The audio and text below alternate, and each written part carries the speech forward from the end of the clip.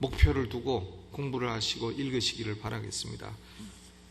오늘 요한복음 8장 말씀을 중심으로 해서 참 제자와 참 자유라 하는 제목으로 말씀을 드리겠습니다. 참 제자 하니까 뭐 가짜 제자도 있다는 얘기죠. 우리나라는 참기름 하면 그냥 참기름이라 진짜 순 참기름 이렇게 해도 안 믿어준다는데, 그런데 제자 가운데에도 참 제자가 있고 거짓 제자가 있다 그랬어요. 그러니까 31절에 예수님 말씀하시기를 그러므로 예수께서 자기를 믿은 유대인들에게 이르시되 너희가 내 말에 거하면 참 내 제자가 되리라 그랬어요. 내 말에 거하면 참 내 제자가 되리라.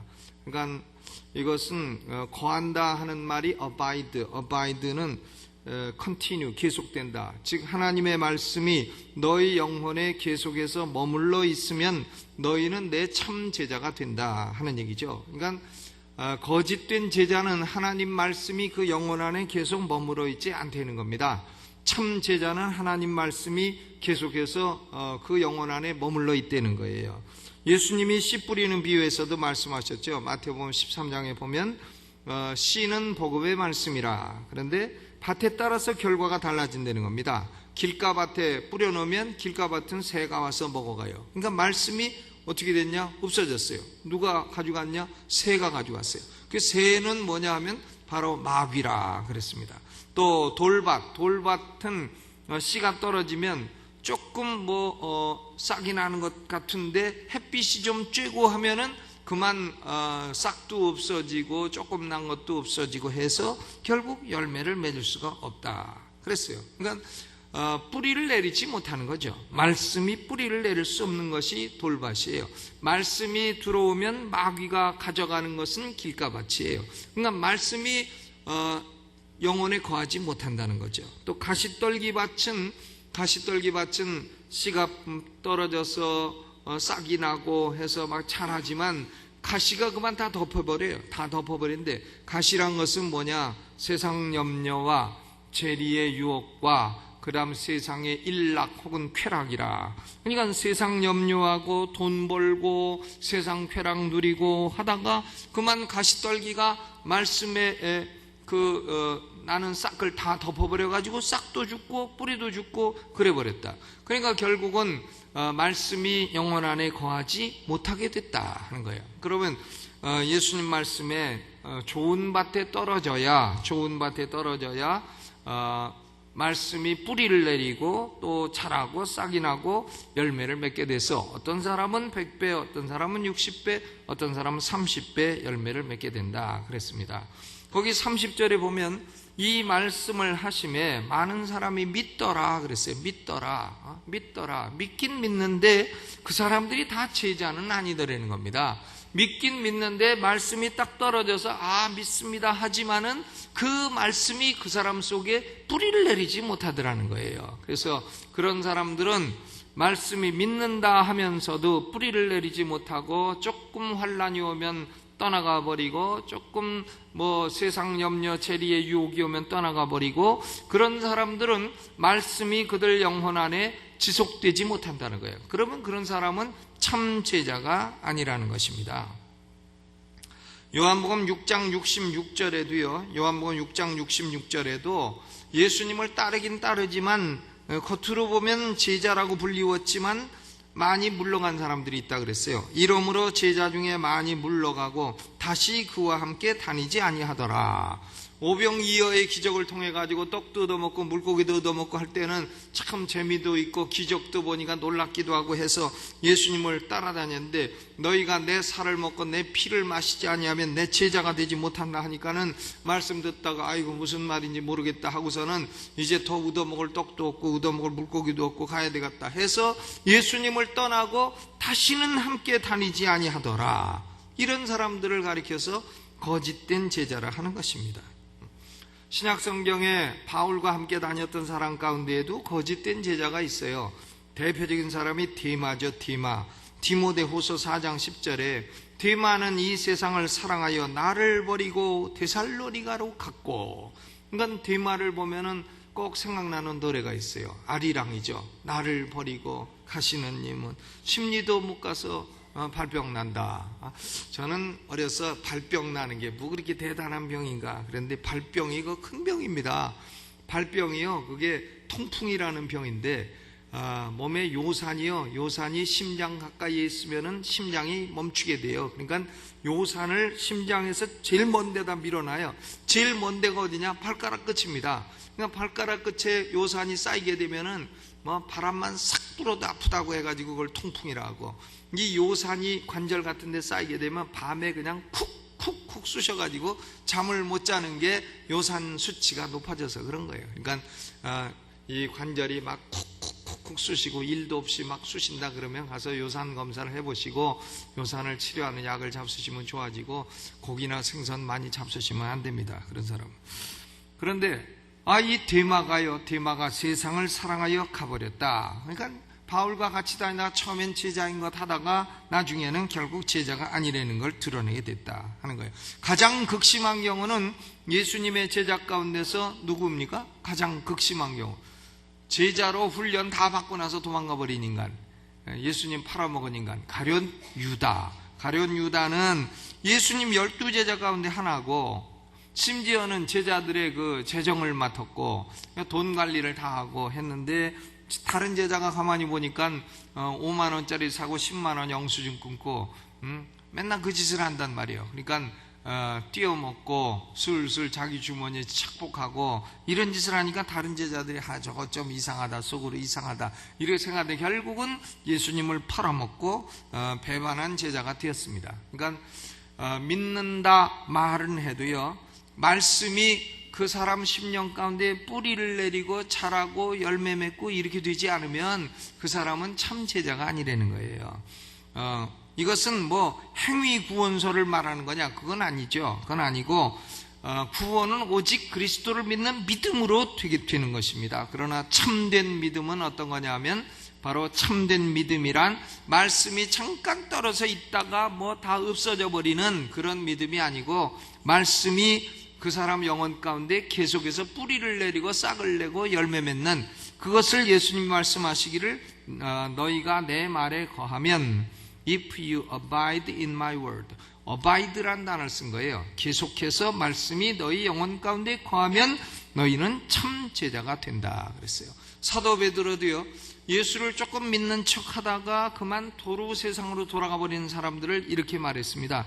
베드로후서 2장 22절에 참 속담에 이르기를 개가 그 토하였던 것에 돌아가고 돼지가 씻었다가 더러운 구덩이에 도로 누웠다 하는 말이 저희에게 응하였도다. 돼지를 깨끗하게 목욕시키고 샴푸 다 해주고 향수 뿌려줬더니 돼지가 조금 방에 있다가 밖으로 나가지고는 도로 징구렁텅이 자기 집 속으로 들어갔다.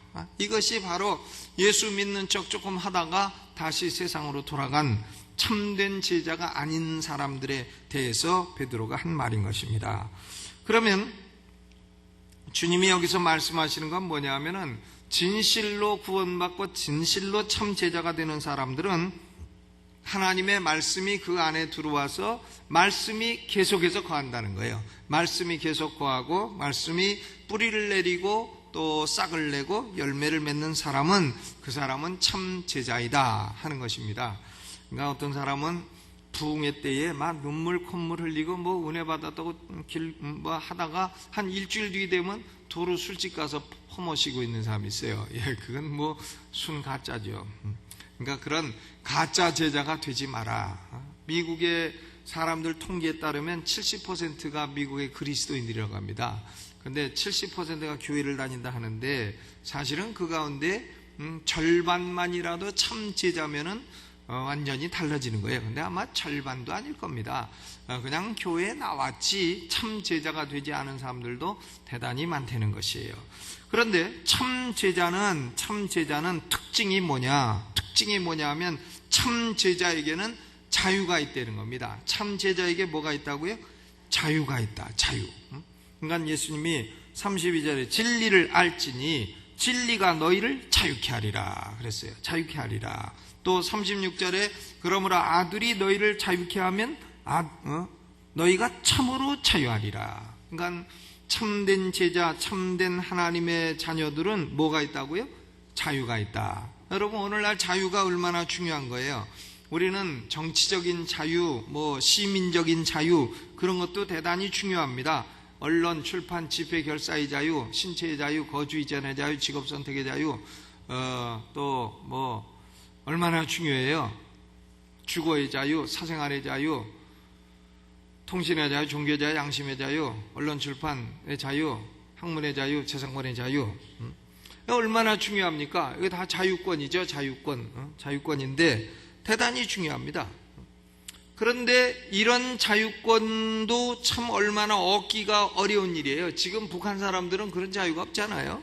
이런 것도 대단히 시민혁명을 하고 프랑스 대혁명을 하고 독립전쟁을 하고 이래야 얻는 것이지 이것이 쉬운 것이 아니라는 거예요. 우리 대한민국은 얼마나 좋은 나라예요. 자유가 있으니 얼마나 좋은 나라입니까? 우리는 참 좋은 나라에 살고 있는 줄로 믿으시기를 바랍니다.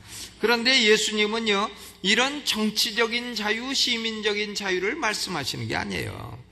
참 제자에게는 자유가 있다 하는 것은 영적인 자유를 말하는 거예요.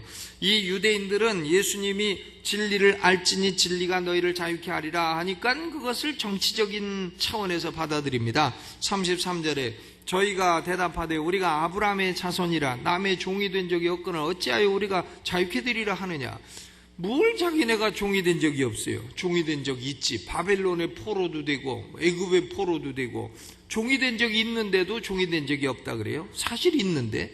그러니까 실제적인 그 역사적으로도 맞지 않는 얘기를 하는 거예요. 그런데 어쨌든 유대인들은 예수님이 진리가 너희를 자유케 하리라 하니까 그것을 정치적인 차원에서 시민적인 자유의 차원에서 받아들인 겁니다. 그러나 예수님은 그런 차원에서 말씀하신 게 아니에요. 34절에 보니까 예수께서 대답하시되 진실로 진실로 너희에게 이르노니 죄를 범하는 자마다 죄의 종이라 그랬어요. 그러니까 죄를 범하는 자마다 죄의 종이라. 너희는 죄의 노예가 되어 있다. 그러면 죄의 권세를 쥐고 있는 자는 누구냐? 마귀거든요. 그러니까 너희는 마귀의 노예가 되어 있고 너희는 죄의 노예가 되어 있다. 44절에도 예수님이 그런 말씀하셨어요. 너희는 너희 아비 마귀에게서 났으니 너희 아비의 욕심을 너희도 행하고자 하느니라. 아비의 욕심을 행하고자 하느니라. 그러니까 마귀의 종되어 있는 것입니다. 그리고 죄의 종되어 있는 것이에요. 여러분, 이 세상 사람들은 비록 정치적인 자유, 시민적인 자유는 누려도 영적인 의미에서의 자유가 없는 겁니다. 그러니까 예수로 말미암아 참된 구원을 얻지 못한 사람들은 영적인 의미의 마귀의 노예요, 죄의 노예인 것입니다. 자유가 없는 거예요. 영적인 자유가 없는 것입니다. 어떤 사람들은 그러므로 쾌락의 종이 되어 살아가고 어떤 사람들은 권력의 종이 되어 살아가고 어떤 사람은 불신앙의 종이 되어 살아가고 어떤 사람은 돈의 노예가 되어 살아가고 갖가지 사단의 노예가 되어서 살아가고 있습니다. 그러면서도 깨닫질 못해요. 자기가 노예되었다 하는 것을 깨닫지 못합니다. 그러나 예수님은 말씀하시죠.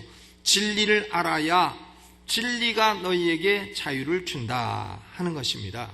그래서 여기서 사람이 참된 영적인 자유를 얻으려면 두 가지가 있어야 돼요. 첫째는 진리가 32절에 진리를 알지니 진리가 너희를 자유케 하리라 그랬습니다. 진리는 우리에게 자유를 주는 것입니다. 하나님에 대한 진리, 자유를 줘요. 예수 그리스도에 대한 진리, 자유를 줍니다. 사단에 대한 진리, 죄에 대한 진리, 천국 지옥에 대한 진리, 악령 귀신에 대한 진리, 이 세상에 대한 진리, 이 세상의 기원과 이 세상의 미래와 이 세상의 존재 이유와 이런 모든 진리들이 사람들에게 자유를 주는 것입니다. 마귀로부터 해방될 수 있는 자유를 주는 거예요. 그러므로 참된 자유는 하나님 말씀인 진리로부터 오는 것입니다. 참된 자유는 영적인 자유를 말하는 것이고 마귀로부터 자유를 말하는 것이고 죄로부터의 자유를 말하는 것입니다. 사람들은 자기 스스로의 힘으로는 마귀에 노예된 상태에서 벗어날 수 없는 겁니다. 신학 신학계에서 역사상 가장 중요한 논쟁은 그거예요. 사람이 마귀에 노예되어 있는데 이 마귀에 노예된 것을 사람이 자기의 자유의지로 스스로 해방될 수 있느냐, 아니면 하나님의 은혜로만 해방이 되느냐, 이것이 큰 논쟁이죠. 그런데 많은 사람들은 인간은 자기 스스로 자유의지로 마귀에 노예된 상태에서 해방될 수 있다는 걸 얘기를 합니다. 인본주의예요. 그것이요, 인본주의입니다. 로만 캐토릭과 개신교가 결정적으로 다른 것이 그거예요. 로만 캐토릭은 사람은 자기 자유의지로 마귀에 노예된 상태에서 자기 자유의지와 능력으로 덕을 세워서 해방될 수 있다고 말하는 것입니다. 그런데 그것은 그렇지 않아요. 오늘 예수님 말씀은 오로지 진리만이 너희를 자유케 한다. 오로지 성경만이 자유케 한다. 오로지 하나님의 은혜만이 우리를 자유케 한다고 말씀하고 있는 것입니다. 하나님이 은혜를 주시는 사람만이 마귀로부터 자유케 되는 것이에요. 그래서 옛날 종교개혁기 때요, 마르틴 루터하고 개신교의 지도자인 마르틴 루터와 로만 캐토릭의 당대의 최고의 학자였던 에라스무스, 신약 성경을 헬라어로 만들어냈던 위대한 학자였습니다. 이 에라스무스는 그럼에도 불구하고 로만 캐토릭에 속해 있었어요. 그래서 에라스무스와 마르틴 루터가 책을 통해서 논쟁했던 가장 중요한 주제는 뭔가 하면, 인간의 의지는 자유의지냐 노예의지냐, 즉 인간이 자연 상태에 있어서 예수 믿지 않고 구원받지 않은 상태에 있어서 인간의 의지가 자유스럽냐 마귀에 노예되어 있느냐, 이것이 가장 중요한 이슈였어요. 지금도 마찬가지입니다. 지금도 성경과 신학의 눈이 열리려면 이 문제를 해결을 해야 돼요. 그런데 카톨릭과 에라스무스는 인간의 의지는 자연 상태에서도 자유다, 자유의지론을 주장을 했고, 또 아나베프티스트들도 마찬가지예요. 급진파들도 다 마찬가지예요. 자유의지론, 이런 걸 주장했습니다. 그러나 마르틴 루터와 잔 칼빈 개신교 지도자들은 아니다, 인간은 자연 상태에서는 죄와 마귀에 노예되어 있다, 이렇게 강조했고, 죄와 마귀에 노예되어 있는 인간은 오로지 하나님의 은혜가 아니고서는 자유를 얻을 수 없다 해가지고 루터와 칼빈이 은혜로 인한 구원, 은혜로 인한 구원받는 복음을 회복한 것입니다. 이것이 카톨릭과 개신교의 다른 점이에요. 카톨릭은 자기 인간이 자유의지로 덕을 쌓아서 천국에 갈 수 있다는 거예요. 천국에 갈 수 있다는 겁니다. 그러나 개신교는 그게 아니에요. 인간은 스스로 죄와 마귀의 노예에서 해방될 수는 없다는 겁니다. 오직 하나님이 은혜를 주셔야 된다는 거예요. 그럼 하나님은 누구에게 은혜를 주시냐? 은혜 주실 자에게 은혜 주시고, 하나님의 주권이라 이거예요. 하나님이 은혜 주실 자에게 주시고 안 주실 자에게 안 주실 수 있다는 겁니다. 그건 하나님의 주권이라는 거예요. 그러면 하나님이 은혜를 주신 사람들이 누구냐? 바로 그들이 성부 하나님의 택하신 자들이라. 그래서 루터와 칼빈 개신교 신학은 하나님의 선택론을 믿게 되는 것입니다. 그런데 여기 보면 죄와 마귀에 노예되어 있는 사람들은 진리로 말미암아 자유케 된다. 참된 예수 그리스도의 제자는 특권이 두 가지가 있는데 32절 특권이 있어요. 진리를 알지니, 하나님이 진리를 알게 한다는 거예요. 하나님이 가르쳐 주신다는 거예요. 하나님이 진리를 알게 하시고 그 진리를 알게 되면 진리가 너희를 자유케 하리라 하는 것입니다. 여러분, 하나님 말씀은 우리를 영적인 속박으로부터 해방시켜주는 위대한 자유의 도구가 되는 줄로 믿으시기를 주님의 이름으로 축원합니다. 사람들은요 다 죄에 종되고 교만에 종되고 물질에 종되고 쾌락에 종되고 자아에 종되고 이래서 결국은 마귀가 한두 가지 끈을 가지고 다 묶어가지고 종삼고 있는 것입니다. 그거 깨닫지 못하고 있어요. 그러면서도 자기가 종인 줄 모른다 하는 겁니다. 그런데 하나님이 은혜 주시는 자들에게 진리를 깨닫게 해서 진리로 말미암아 자유를 얻게 한다 하는 거예요. 그러니까 사람들이 보통 그렇게 말해요. 성경은 인간에게 속박을 주는 거다. 성경을 던져버리자. 성경은 사람들로 하여금 주일날도 놀지도 못하게 만들고 수요일날도 놀지도 못하게 만들어가지고 나와서 예배드리라 그러고, 성경은 새벽부터 사람으로 하여금 교회 나오라고 해서 속박을 주는 거다. 그렇지 않죠. 그렇지 않아요. 성경이 속박을 주는 게 아니라 성경은 자유를 주는 거예요. 자유를 주는 거고, 도리어 성경을 던져버리면 그만큼 누가 속박하냐? 마귀가 속박을 하게 되는 거다. 그런 얘기죠. 성경에서 멀어지면 죄가 가까워지고, 성경과 가까워지면 죄가 멀어진다. 성경에서 멀어지면 마귀가 가까워지고, 성경과 가까워지면 마귀가 멀어진다 하는 것입니다. 그러니까 성경이 우리를 속박하는 게 아니에요. 신앙이 우리를 속박하는 게 아닙니다. 죄가 우리를 속박하고 마귀가 우리를 속박하는 것이죠. 여러분은 예수 믿기 전에 어떠셨는지는 몰라도 저는 28살 때 예수 믿고, 그 이전에는 진리가 뭔지 몰라서 헤매고 방탕하고 술 많이 먹고 이렇게 했는데, 과연 술 많이 먹는 것이 그게 기쁨을 주고 만족을 주느냐? 그렇지 않아요. 술 많이 먹으니까 우선 술값 쌓여갖고 고민이 많이 생기고, 둘째 술 많이 먹으니까 건강이 해쳐갖고 고민이 더 치게 되고, 셋째 술 많이 먹다 보니까 해야 될 일 안 해갖고 또 스트레스 쌓이게 되고, 이래가지고요 나중에 더 괴롭게 됩니다. 그래서 결국 저는 결혼할 때 제 처한테 다 고백하고 결혼 축의금을 가지고 술값을 다 갚고 이렇게 해서 완전 자유를 얻었습니다만은, 완전 자유. 참 이 마귀와 죄와 빚에 속박되어 있다는 게 그 굉장히 괴로운 일이에요. 그런데 예수 믿고 나니까 다 해방이 됐습니다. 다 해방이 됐어요. 그래서 저는 대학 다니고 대학원 다니고 할 때에도 이게 인생이 뭔가, 과연 진리는 뭔가 몰라가지고 헤매고 방황하고 했는데, 군대 생활할 때 대학원을 마치고 공군 장교로 갔으니까 78년도에 공군 소위가 됐는데, 공군 소위되니까 5시 되면 땡치면 퇴근하잖아요. 땡치면 퇴근하면 할 게 없어. 그러니까 가가지고 술만 퍼먹고 했는데, 왜 술 먹었냐고 물으면 그 뭐 진리도 모르는데 뭐 하느냐고. 전 예수도 안 믿고 뭐 할 일도 없는데 그러면 저녁에 가가지고 뭘 하느냐고 묻고 싶어요. 전 도리어. 그러니까 예수도 안 믿으면서 술도 안 먹는 인간은 왜 그런가 알 수가 없어요. 근데 뭐 할 것도 없고 영혼도 공허하고 하니까 자꾸 술을 먹게 되는 거죠. 근데 먹다 보니까 내가 죄와 마귀에 노예되어 있었구나 하는 것을 알게 되는 것입니다. 그런데 진리가 자유케 하고, 결국은 예수 믿고 나니까 그런 것들이 다 끊어지고 다 그로부터 해방되고 자유케 되고, 영혼의 자유를 얻게 되고, 그리고 사상의 자유도 얻게 되고, 이렇게 된 것입니다. 여러분, 하나님 말씀인 진리가 우리에게 속박을 주는 게 아니란 말이에요. 우리에게 뭘 준다고요? 진리는 자유를 준다. 하나님이 우리에게 진리를 알게 하시니 이 진리가 우리를 자유케 한다. 그 다음 두 번째는 누가 우리를 자유케 한다 그랬어요? 36절에 보니까, 36절 읽어보죠. 시작.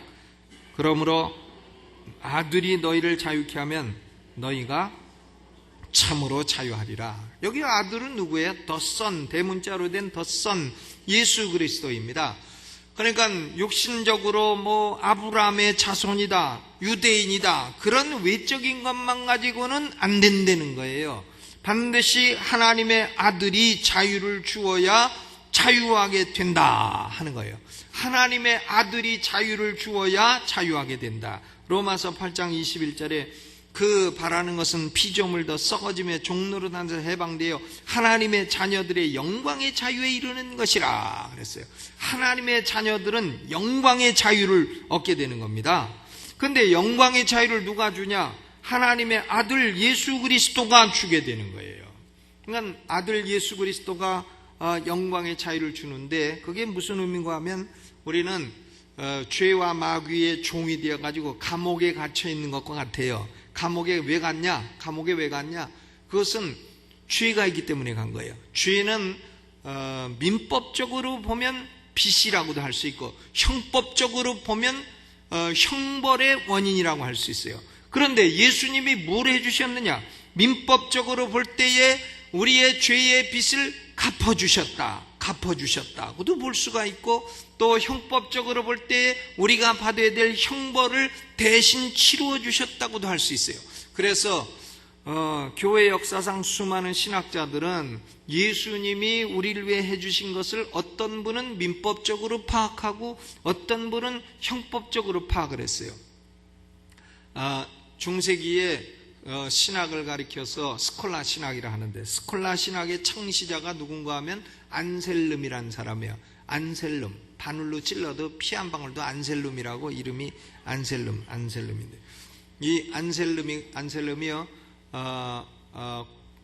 왜 하나님은 인간이 되셨나 하는 속죄론에 대한 최초의 저서를 기록을 했습니다. 근데 그 안셀름이 한 말이 뭐냐면, 죄란 빚인데 예수님이 우리의 죄의 빚을 대신 갚아주셨다, 이렇게요. 대신 갚아주셨다라고 민법적인 의미에서 파악을 했어요. 그러나 요한 칼빈은 기독교 강요에서 죄는 형벌을 초래하는 원인이다, 그런데 예수님이 우리 대신 형벌을 대신 받아주셨다 해서 형벌 대속설, 안셀름은 속상설, 빚을 갚아주셨다 속상설, 칼빈은 형벌 대속설, 이 두 가지 측면이 다 있는 겁니다.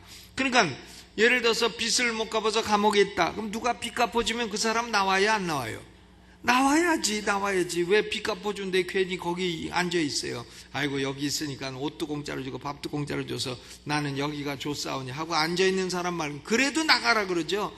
국가 예산 가지고 너 밥 줄 일 있냐고 나가라 그러죠. 그 왜 나가라 그러냐면, 당신 아버지가 부자라서 와서 다 갚아줬다고 나가라고. 그러면 그 사람은 어떻게 되는 거예요? 자유를 얻는 거다 이거예요. 또 죄를 지었는데 형벌을 받아야 되는데 대신 와가지고 형벌을 받아줘가지고, 당신이 받아야 될 형벌을 받았으니까 당신은 감옥에 있지만 나가라, 이렇게 되는 거다 이것입니다. 그러니까 아들이 우리를 자유케 하면 우리는 참으로 자유하게 되는 거다, 그런 얘기죠. 그런데 우리가 얻는 자유는 세 가지 측면이 있습니다. 첫째로는 죄는 결과가 있어요. 죄의 결과를 죄책이라 하는데 길트라 합니다. 길트. 이 죄책으로부터의 자유를 얻게 되는 겁니다. 죄에 대한 책임은 뭐냐? 지옥 가는 거죠. 지옥. 그러니까 자유는 뭐냐 하면은, 첫째로는 죄의 결과로부터의 자유, 즉 지옥에서 해방되는 것입니다. 하나님의 아들이 우리를 자유케 하면 우리는 지옥으로부터 해방되는 거예요. 지옥에 가지 않게 되는 것입니다. 죄의 결과로부터 자유를 얻게 되는 것이에요. 이것을 신학적으로는 justification, 칭의라고 하는 겁니다. 칭의, 믿음으로 말미암아 의를 얻는다, 이신칭의라 하는 거예요. 그러니까 예수를 믿음으로 하나님이 우리를 의롭다 하셔서 우리는 죄의 결과로 영원한 지옥에서 형벌받아야 될 것으로부터 해방되고 자유를 얻었다. 이것이 뭐라고요? 이것이 칭의. 우리는 죄의 결과로부터 자유를 얻었어요. 그런데 또 두 번째로는, 그럼에도 불구하고 죄는 우리를 계속해서 괴롭히고 우리를 다시 죄로 끌고 가려고 합니다. 죄는 우리의 삶 속에 지속적인 영향력을 미치고 있어요. 그러니까 우리 성도의 삶은 결국은 죄와 끊임없이 싸우는 삶이에요. 그런데 이 죄가 우리에게 영향력을 미칠 때 우리에게 또 자유를 주십니다. 죄의 영향력으로부터의 자유, 이것은 바로 성령의 역사와 하나님 말씀의 능력으로 자유를 주는 거예요. 이것을 가리켜서 뭐라 하느냐? 성화라 합니다. 죄의 결과로부터의 자유는 칭의요, 죄의 영향력으로부터의 자유는 성화요.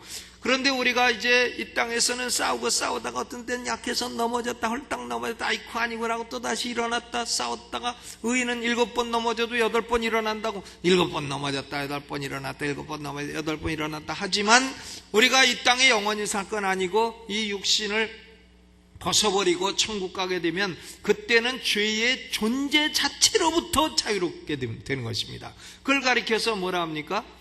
영화라, 영화, glorification이라고 하는 것입니다. 그러니까 하나님의 아들인 예수 그리스도는 우리에게 삼중 측면의 자유를 주는 거예요. 죄의 결과로부터의 자유, 죄의 영향력으로부터의 자유, 그리고 죄의 존재로부터의 자유, 이렇게 칭의와 성화와 영화의 은혜를 주시는 것입니다. 칭의의 은혜를 딱 받은 사람은 영화까지 반드시 가게 돼 있는 거예요. 칭의의 은혜를 받았는데 중간에 성화하다가 길 잊어먹어갖고 지옥 갈 사람으로 되버렸다. 이런 일은 있을 수가 없는 겁니다. 칭의의 은혜, 선한 일을 시작하신 하나님은 끝까지 이루셔서 우리를 죄의 존재로부터의 자유를 얻게 하는 영화에까지 이르시게 하신다 하는 것입니다.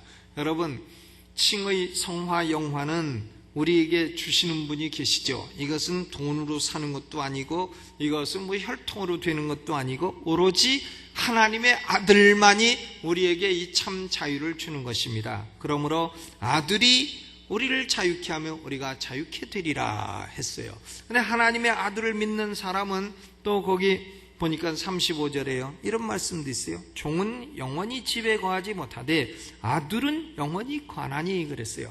하나님의 아들 예수 그리스도를 믿는 사람은 하나님이 우리 속에 무엇을 주시느냐면 양자의 영을 주시는 거예요. Spirit of Adoption, 양자의 영을 주셔가지고 우리가 하나님을 뭐로 부르게 돼요? 여러분, 하나님을 부를 때 뭐라 불러요? 어떤 분은 아빠라고도 불러. 또 어떤 분은 아버지. 그러니까 합쳐가지고 성경에는 아버지라고 되어 있는 거예요. 아버지로 부릅니다. 어떤 분은 또 꼭 아버님이라고 부르는데 하나님 아버님. 근데 이 아버님은 남의 아버지를 가리킬 때 아버님이라 부르는 거니까 하나님을 부를 때는 꼭 하나님 아버지 이렇게 부르세요. 하나님 아버님 하시지 마시고. 하나님 아버님 하면 꼭 시아버님 같잖아요. 그러니까 하나님 아버지, 내 아버지니까 하나님 아버지. 물론 뭐 자기 아버지 보고도 아버님 하는 사람도 있습니다만은 그것은 국어어법에 맞지 않는 그런 법이다 이거예요.